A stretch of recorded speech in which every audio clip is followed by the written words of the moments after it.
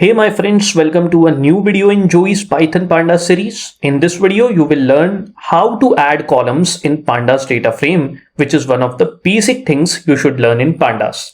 Adding columns can be useful to enrich the data already there in the data frame for better data analysis and extraction of insights. And in this video, I will tell you numerous ways to add columns to a Pandas data frame. So without further ado, let's begin the tutorial. So I have opened a new Jupyter notebook and you should too, as I highly recommend that you do the exercises of adding columns to Pandas data frame along with me. So first we are going to import Pandas. Hence we will write import Pandas as PD. PD is the alias and thus we are going to execute this code block.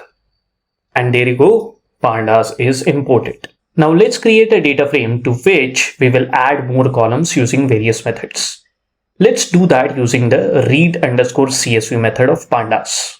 So I'll call the df student_df and it will be created using this file student.csv. So we will write equals to pd.read_csv and within brackets we'll pass student.csv within single quotes. Let's execute this code block now. And now let's print student_df. Alright, student_df has 35 rows and 5 columns, but for the purpose of learning, we don't need these 35 rows. We just need 5 rows. So we'll create a new df. Let's call it stud_df.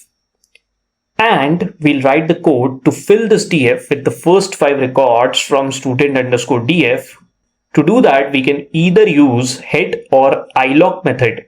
So we will write equals to student_df dot iloc and within square brackets we'll write :5 because the index starts from 0. This will populate the data frame stud_df with the first 5 rows from student_df. Let's check that. So let me execute this. And now let's print stud_df. There you go. We have the first 5 records from student_df. So you can see that we have stud_df now. So we'll switch to the first method of adding columns to a Pandas data frame, which is using a list. So what we'll do is create a list of numbers, list_of_ages, and the numbers within this list will represent the ages of the students. Note that the length of the list must match the number of rows in the data frame. Thus we'll have 5 elements in the list. Now to add this list as a column, we will write df within brackets age within single quotes equals to list of ages. That will be our list. All right, so age is going to be the column here that we want to add. Now let's execute this. Oh, I made a mistake. What is the mistake? Oh my god, I named it df. It has to be stud_df. Let's execute this. All right, we got something over here. It's just a warning that is hinting us to use the lock function. A couple of versions down the line, maybe using lock function would become mandatory, but at this moment, this syntax works just fine. Now let's print stud_df. All right, you can see new column labeled age appears in the data frame. Now let's learn how to add a column to this data frame when the data of that column is given to you in the form of a dictionary. So let's say we have the data of neighborhoods to which each student belongs in the form of a dictionary. This means that student whose record is at index 0 lives in Bandra. That means John Dio lives in Bandra, Max Rowan lives in Andheri, and so on. Let's create this dictionary now. Now let's create a new column neighborhood using this dictionary. What we'll simply do is write stud_df. Within square brackets, we'll write neighborhood within single quotes equals to this dictionary neighborhoods. We'll copy and paste it and let's execute this. Okay, we have the warning again, not to worry. And when we'll see the data frame now, we'll have the neighborhood column added to the data frame. So adding a column using a dictionary allows you to easily match specific rows.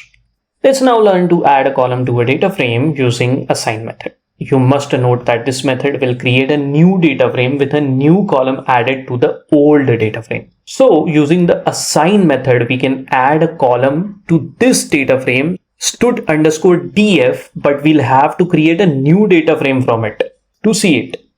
So we will write stud_df new, that will be our new data frame, equals to stud_df dot assign. Now within the assign method, we'll have to pass a list. Let it be a list of hobbies. So it will be hobby equals to, and let's write some hobbies. Let the first one be dancing, then singing, photography, drawing, and acting. Let's execute this block of code and see the data frame now.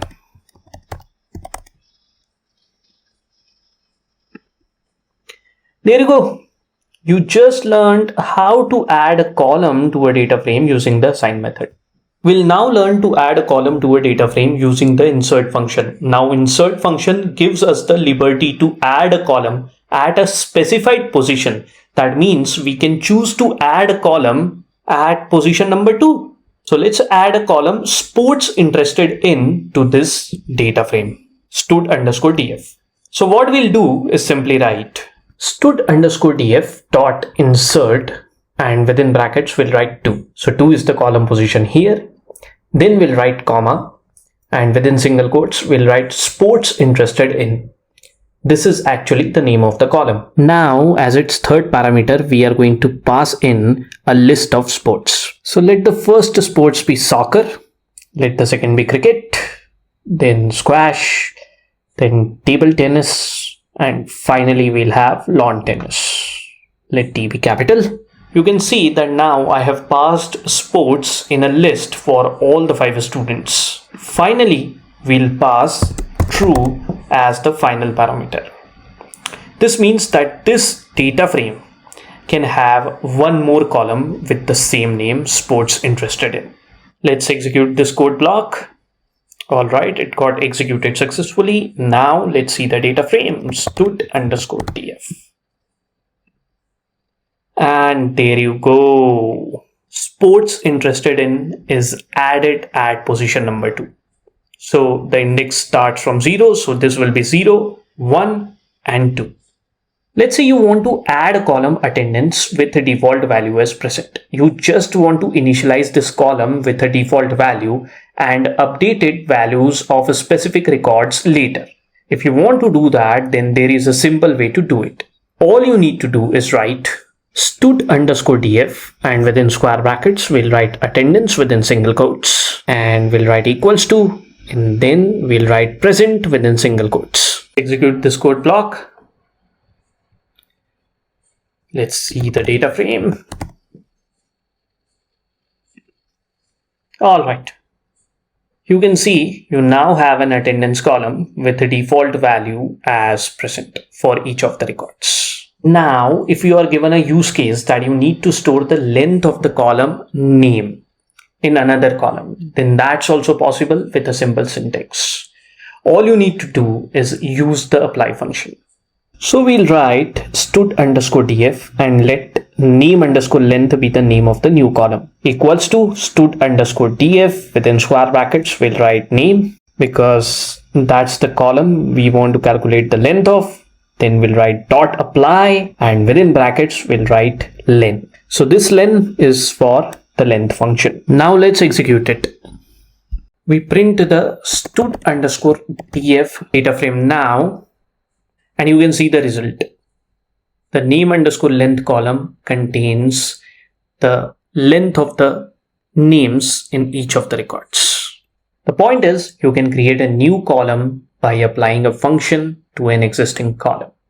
Now let's see the final method of this video to add a column to a data frame using the lock function. So I create a new list to be added as a column, a list of the height of the students. List_of_heights is what we are going to call this list. And I have the heights of these 5 students pre-written. So I'm going to copy and paste them over here within the list to create this list underscore of underscore heights. Now after executing this, we'll write stud underscore df and we are going to use the log function. So dot log, and within square brackets, we'll write colon. This represents all rows. And after comma, within single quotes, we will write height. That will be the name of our column. And after equals to, we are going to assign it list of heights. The list of heights that we created previously. Let's execute this block of code and see our data frame. So it will be stud underscore df. And there you go. We now have a column showing heights of the students. With this, we have come to the end of this video. I hope you enjoyed learning how to add columns in a variety of ways to a Pandas data frame from this video of Choice Tech. Now in the next video, you will learn how to remove columns from a data frame. I will see you in that video. Till then, goodbye and take very good care of yourself.